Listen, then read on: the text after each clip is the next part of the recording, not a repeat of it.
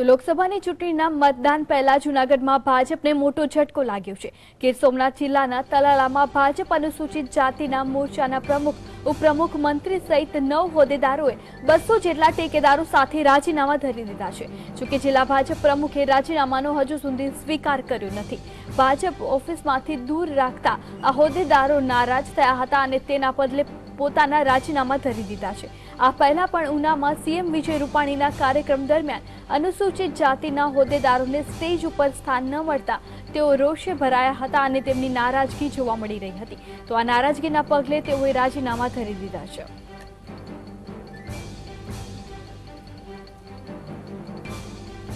અનુસૂચિત જાતિના હોદ્દેદારોનું સામાજિક અપમાન કરેલું ભાજપની ઓફિસે અપમાન કરેલી લોકો ભાજપના છોડીને એ લોકો એ ગયા ઓફિસે ભાજપની ઓફિસ છોડીને એ ગયા એ લોકો દલિત સમાજની ઓફિસે જ્યાં મને બોલાવેલ કે ભાઈ હરિભાઈ છોતરાવટ તમે અહીંયા આવો એટલે હું ત્યાં ગયો એટલે ત્યાં ગયો કે શું છે તો કે ભાજપની ઓફિસે અનુસૂચિત જાતિ મોરચાનું 9 જણાનું અપમાન કર્યું। મેં કીધું ભાઈ કઈ રીતે તો કે જ્યાં અમે બેઠા તો અમને એમ કીધું ભાઈ તમે ઓફિસ બરાબર બેહો અમારે થોડુંક કામ છે અવારનવાર જો અમારું અપમાન કરતા હોય આ લોકો ભાજપના લોકો નબળી માનસિકતા ધરાવતાવાળા લોકો ભાજપના જાતિવાદ ધરાવતા લોકો તો પછી અમારે ભાજપમાં રહેવાની હું જરૂર છે નહીં।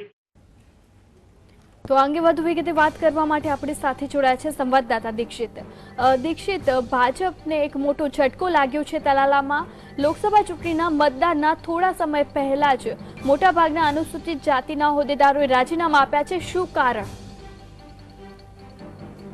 જણાવી દઉં કે જૂનાગઢ લોકસભાની બેઠક ઉપર ભાજપ માટે કપરા ચટાણ એક પછી એક આવતા જાય છે, ત્યારે વધુ એક ભાજપને મોટો ઝટકો મળ્યો છે। ત્યારે વાત કરવામાં આવે તો ગીર સોમનાથ જિલ્લાના જે તાલાળા તાલુકાના જે ભાજપ અનુસૂચિત જાતિના પ્રમુખ ઉપપ્રમુખ તેમજ 9 જેટલા જે હોદ્દેદારો છે તેમણે ભાજપ પ્રત્યે નારાજગી વ્યક્ત કરી છે અને ભાજપમાંથી રાજીનામા આપ્યા છે। ત્યારે વાત કરવામાં આવે તો ભાજપની જે ઓફિસ કાર્યાલય ખોલવામાં આવેલું છે તેમાં ક્યાંક ને ક્યાંક અનુસૂચિત જાતિના જે કાર્યકરો છે તેમને ભાજપની ઓફિસથી દૂર રખાતા તેમના એક રોષ ફાટી નીકળ્યું છે। ત્યારે તાજેતરમાં જે ઉના ખાતે મુખ્યમંત્રીની પણ સભા હતી ત્યારે પણ અનુસૂચિત જાતિનું ક્યાંક ને ક્યાંક અપમાન થયું હતું।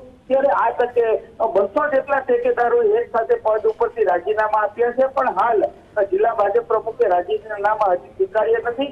પણ જે આ વિડીયો વાયરલ થતા રાજકારણ ખૂબ જ ગરમાયું છે। જી આભાર આપનો સમગ્ર માહિતી આપવા બદલ।